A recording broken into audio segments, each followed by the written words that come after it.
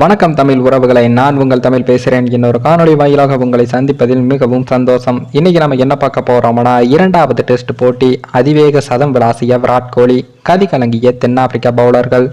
அதாவது இந்திய அணியின் வீரர்களின் வலைப்பயிற்சியின் போது ரவிச்சந்திரன் அஸ்வின் வீசிய பந்தை Virat Kohli down the track இறங்கி வந்து சிக்ஸர் விளாசிய சம்பவம் ரசிகர்களிடையே ஆச்சரியத்தையும் ஏற்படுத்தியுள்ளது. தென்னாப்பிரிக்கா அணிக்கு எதிரான முதல் டெஸ்ட் போட்டியில் இந்திய அணி இன்னிங்ஸ் மற்றும் 32 ரன்கள் வித்தியாசத்தில் மோசமான தோல்வியை சந்தித்தது. இதன் காரணமாக 2 போட்டிகள் கொண்ட டெஸ்ட் போட்டியில் தென்னாப்பிரிக்க அணியானது 1-0 என்ற முன்னிலை பெற்று உள்ளது. அதே போல இரண்டாவது டெஸ்ட் போட்டியில் கட்டாயமாக இந்திய அணி வெற்றி பெற வேண்டிய சூழலும் ஏற்பட்டு உள்ளது.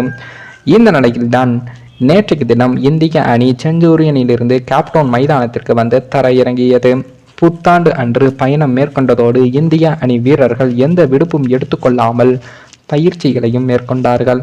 அதே போல கேப்டவுன் மைதானத்தில் இந்திய அணியின் விராட் கோலி, ரோஹித் சர்மா, பும்ரா உட்பட அனைத்து வீரர்களும் பயிற்சியில் ஈடுபட்டார்கள்.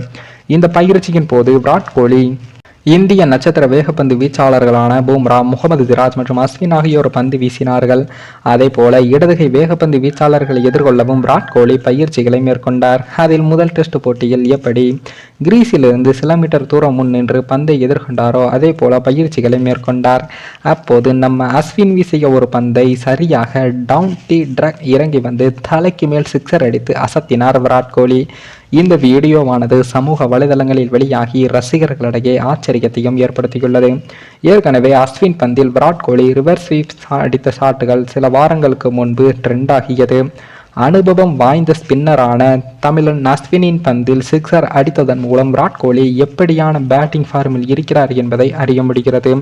ஏற்கனவே முதல் டெஸ்ட் போட்டியில் 38 மற்றும் 76 ரன்கள் இரு இன்னிங்ஸ்களிலும் விளாசினார். தென்னாப்பிரிக்கா மண்ணில் ஏற்கனவே 2 சதங்களை விராட் கோலி விளாசியுள்ள நிலையில் இரண்டாவது டெஸ்டில் நிச்சயம் மிரட்டலான ஆட்டத்தை வெளிப்படுத்துவார் என்றும் எதிர்பார்க்கப்படுகிறது.